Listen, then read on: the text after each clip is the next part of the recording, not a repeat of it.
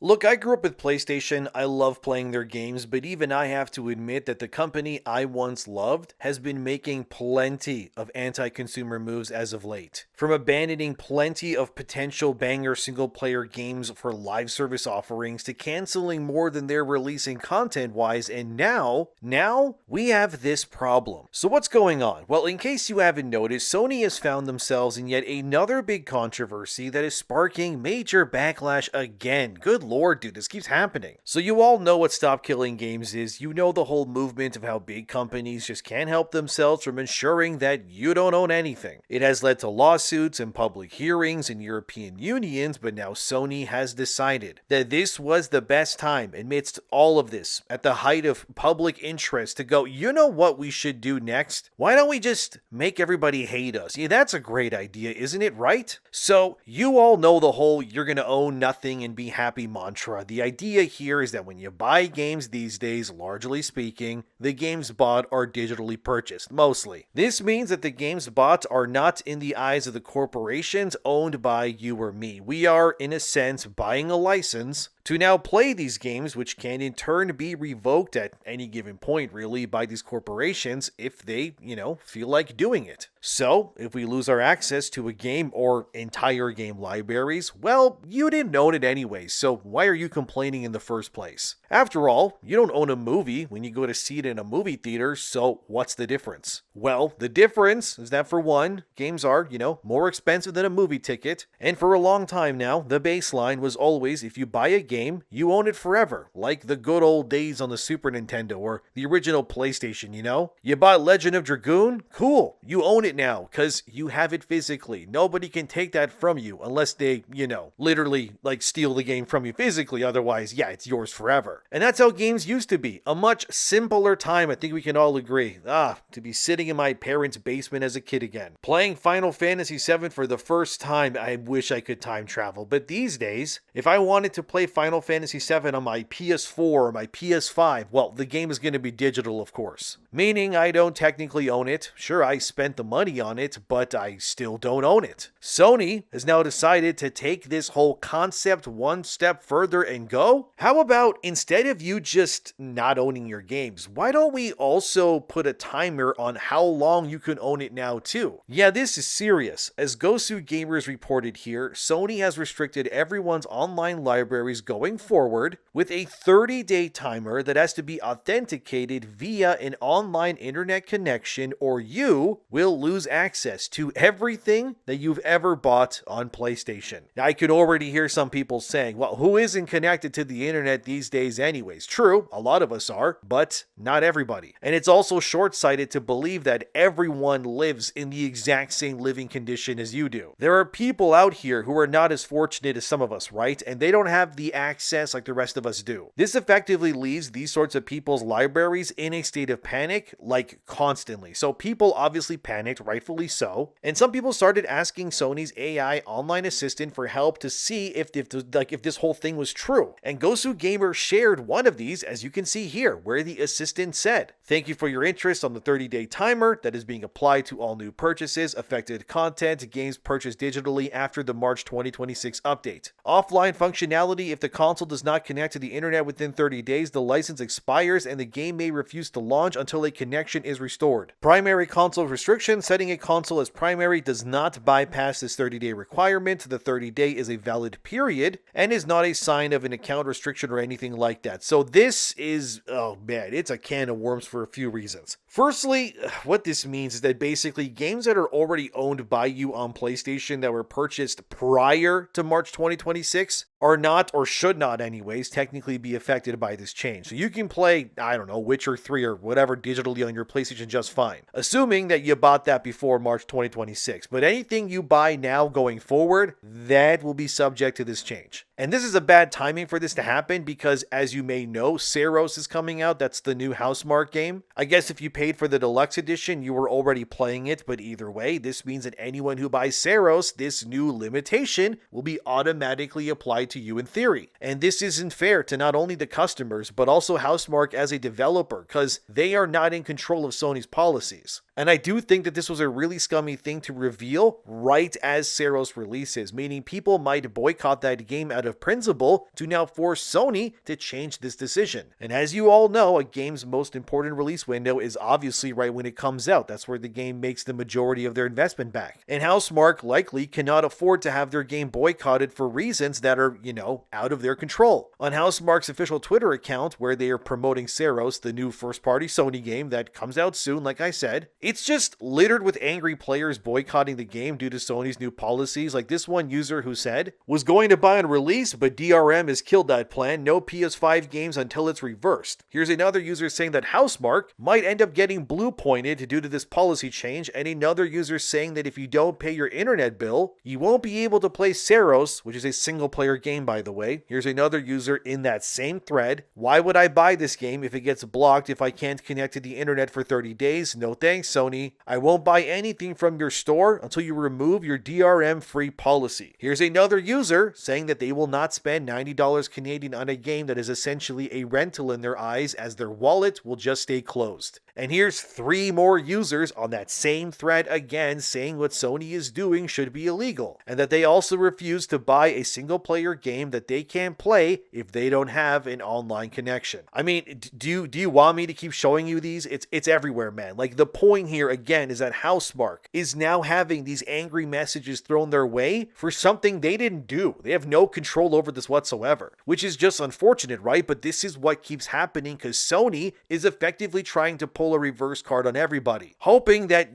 they won't notice. And now everybody has noticed and they are very mad. Here's one user confirming that their digital copy of Dragon Ball Xenoverse has a time limit now of 28 days left until this game becomes unplayable for them as well, unless they authenticate their account. The more bizarre part about this is that, as Vice says here, Sony support confirms the 30-day DRM policy, yet Sony themselves denies that it exists, despite people having, actual evidence of it existing. Vice also confirmed via their own testing, as you can see there, that this DRM policy does now officially exist even for them based on their testing. And this is on both PS4 and 5, by the way. So if you can't authenticate for whatever reason, your content is locked and you were unable to play what you already paid for. Some people brought up how Sony once had a massive shutdown of their live services. That was like over 10 years ago, which, by the way, that lasted about a month. It was insane. I remember when that happened. It was nuts, dude. I think that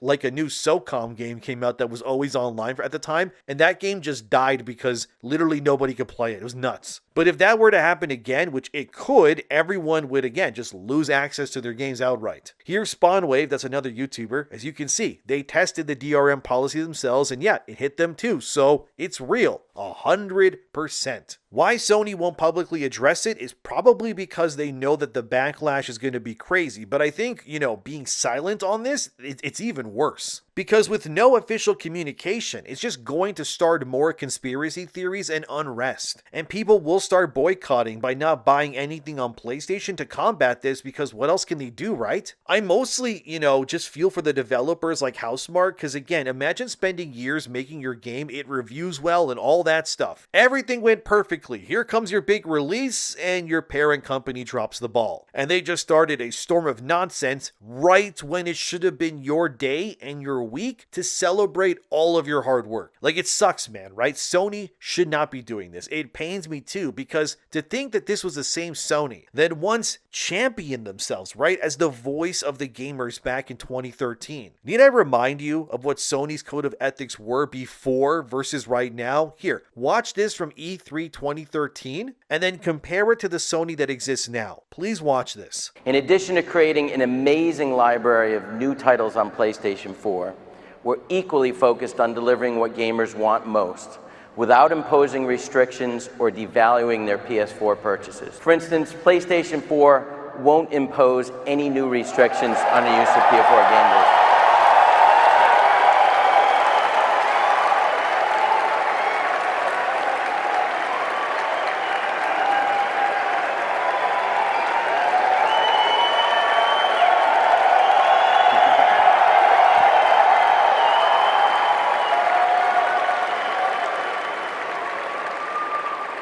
Guess that's a good thing. We believe in the model that people embrace today with PlayStation 3 and continue to demand. Just heard you there. When a gamer buys a PS4 disc, they have the rights to use that copy of the game. They can trade in the game at retail, sell it to another person, lend it to a friend, or keep it forever.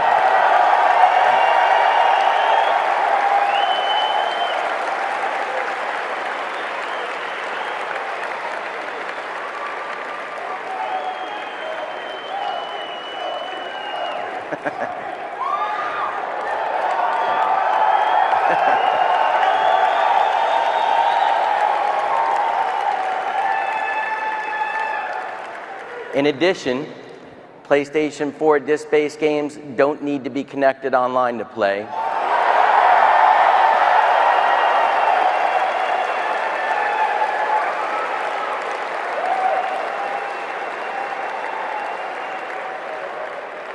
Or for any type of authentication. If you enjoy playing single-player games offline, PS4 won't require you to check in online periodically. So what you just saw, that was Sony 13 years ago, where they took a definitive stand against what Microsoft was doing at the time, which coincidentally was very similar actually to the same policies that Sony is now pushing on their own users, go figure. So they are becoming the very thing that they were built to destroy, man, and it is terrible to see. Microsoft, in case you forgot, in 2013, they wanted every copy of a game that was sold to only be usable on the console that it was first bought and played on. So their whole theory was if you lent that game to another user like your sibling or your friend or whatever, they would now have to pay an unlock fee, which was, I guess, the full price of the game again, mind you, to now unlock the same disc that you lent them so that they can play on their Xbox as well, which was crazy. It did not go over well at all. And Sony just stood there, right? And they said, no, we're not doing that. And yet, here we are now, right? Dealing with something similar. It's honestly horrible to see. I do find it interesting that Sony is still actively posting on X right now as if nothing is wrong. Like, they recently posted about Blood of Dawnwalker, and look at the comments as you can see here. Just more and more people, man, just angry that Sony has effectively become the very thing they said that they would never be. And like, the pushback just keeps going, dude. Like, it's just rows of people posting the same image of play has a 30-day limit over and over again. You also had one games analyst named William Aguilar. Here's his X profile as you can see it here. So he tried to, I guess, run damage control in a post that he made for Sony, claiming that the 30-day ban change was done to prevent fraud on Sony's console. Interestingly, though, in his first point, as you can see here, William also confirms that Sony never updated their terms of service with this 30-day authentication thing. Yet despite not updating their terms of service, they still implemented it in a stealth patch anyways, which is technically, well, not the right thing to do, because when you first get on PlayStation, as in like a new customer, yeah, you have to accept the terms to access everything. Yet this new policy change goes against what you agreed upon, if that makes sense. Could Sony change their policies in the future? I mean, sure, yeah, but my question would be,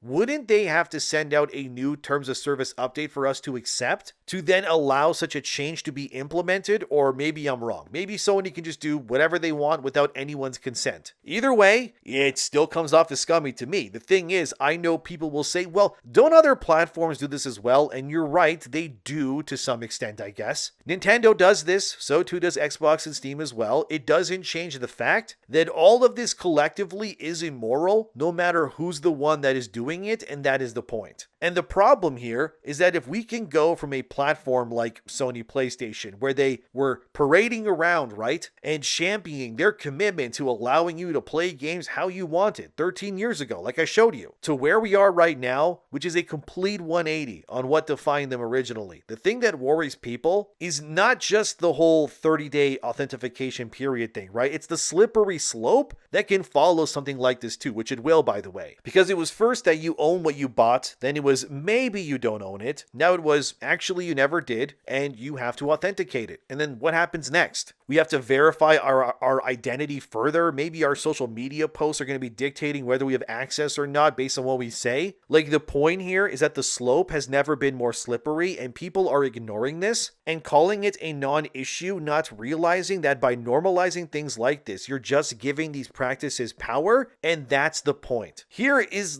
this is how you enter the whole "you will not own nothing" era for good, right? If we keep normalizing these sorts of things, there won't be a way to get ourselves out of this pit. Do you understand what I'm saying? It's not good. That's the point. We can't normalize further control because where we are right now is already not optimal. It can only get more controlling and not less. That's the point. This is about what it means to actually own the games that you pay for, because before, you owning a game depended on one thing: you actually owning it by paying for it. That was all that it took. Now your ownership is based on server connectivity, account status, and platform verification. I'm probably missing something too. And this all just introduces a level of uncertainty that simply just didn't exist with physical ownership. That cannot be denied. And that is why so many people are asking the simple question of, do you actually own the games that you buy anymore? The answer is, well, simple. No, you do not. That is just a fact now. But with digital storefronts, online ecosystems, and account-based libraries, now, yes, it brought convenience. I mean, it did. That is what it did. But come on. It also introduced unmitigated levels of control too that we didn't have before. Because now your ownership is not tied to you. It's tied to a system that companies can manage and change whenever they want to. Like we saw, right, with the terms of service not even being updated despite having new things that should be in that terms of service, right? Look, I get it, okay? The digital future was, I guess, always the plan. No discs, instant downloads, I get it. But there is a massive trade-off here, because now your library genuinely, objectively, you can't deny this, is now only usable if the corporation that owns the ecosystem you operate within allows your library to exist. As long as that platform is active, your account remains valid and the company continues to support that infrastructure. Okay, sure. But if any of that changes, you are now screwed, guys. I'm not saying that PlayStation is going to evaporate and close down overnight. But the reality that we cannot deny is that there is always a chance in the future that any and all game services, they could cease to exist in the future, right? That can happen. That cannot be denied. And your access is based on that system working as intended. And you have no power over it. And that is just the truth. The reason why this controversy hits hard is because it's not about one feature or whatever else, okay? It's about the direction that everybody, I mean everybody, is going in. Sony, Nintendo, Microsoft, whoever else, all of them are taking the industry in the same direction right now. This is not happening in isolation. We've already seen plenty of games get delisted from storefronts, haven't we? We have. We've seen live service titles shutting down permanently. It happened to Highguard this year already, digital purchases even becoming inaccessible once those services go offline. We have already seen the potential of how disastrous this sort of thing can be that never existed in games until this, new modern era we live in. And that is why it's so important, because it's a pattern, guys, and we are all starting to connect the dots whether we want to or not. And this is big because game companies rely on one thing above everything else, which is trust. Trust really mattered. Trust that the money you spend on something will allow you to play it, not today or next month or year, but forever. And every time a new system or policy is introduced, it will just create more friction between the player and their library. And that will just lead to the golden currency of trust eroding over time because it keeps getting hurt and mismanaged. And that will just make this relationship between you and your favorite game platform, whoever it is, and not for the better. It's no longer this is yours, okay? It just kind of becomes this is accessible. Well, I guess, under certain conditions, that is. And that's exactly why movements like a Stop Killing Games have started to gain traction like they did, because players are realizing that the current direction of the industry creates a serious long-term problem that also needs a solution, right? If all games now require constant online validation, they all need active servers and support to exist, then what happens when these things disappear? What then happens to game preservation or replayability or historical access even? What happens to the idea that games are a form of art and culture, which they are? Well, they just become,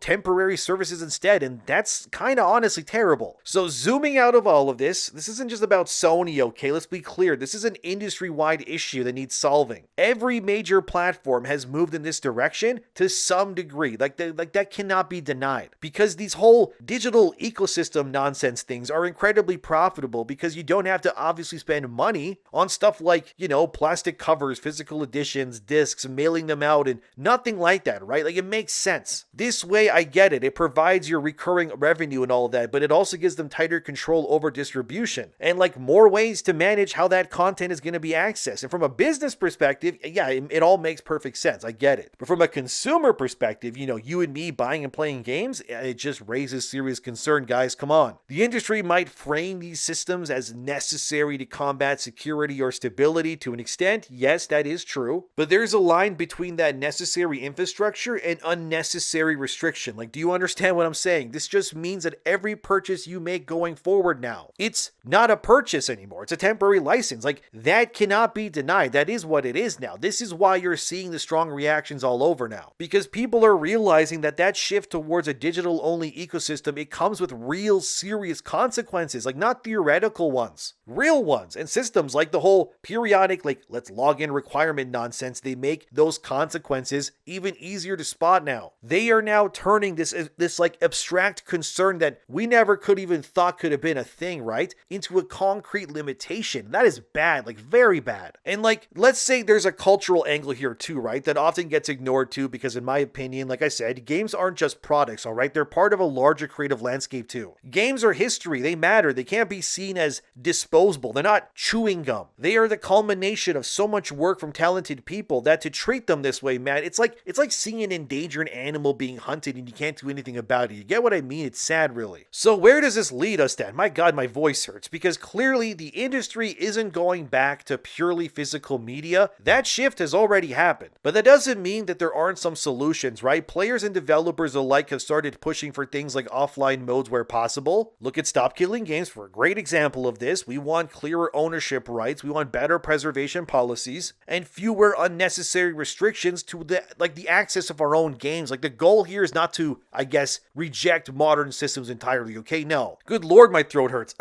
It's to make sure that they don't completely replace consumer control, and that's the point. What the PlayStation controversy here represents is a big red warning sign that we cannot ignore, okay? No, it's not the end of gaming, but it is still something. It's like a, I don't know, like a signal that the balance between the convenience and the control, it is shifting way too much in one direction, if you ask me. So this isn't about outrage for the sake of outrage, okay? It's about asking a very simple question that needs answering, which is, what does it mean to own a game in 2026? Because the answer right now to that question, it is like changing all of the time, which is really, really bad and also annoying. And if players don't push back when these lines are being crossed, like, those changes just become permanent, and then we're all just cooked, all right? So the industry isn't going to stop moving towards digital systems, that's inevitable, but whether those systems respect players or restrict them, well, that's still up for debate. And right now, more people than ever are starting to pay attention, so we can't just let this slide. So what do you think about all of this? Let me know. Thanks for being here. Subscribe if you'd like to, and I'll see you guys next time. And it's just really sad to see Sony going down this path, considering who they once were, man, and it's such a shame. This is how you share your games on PS4.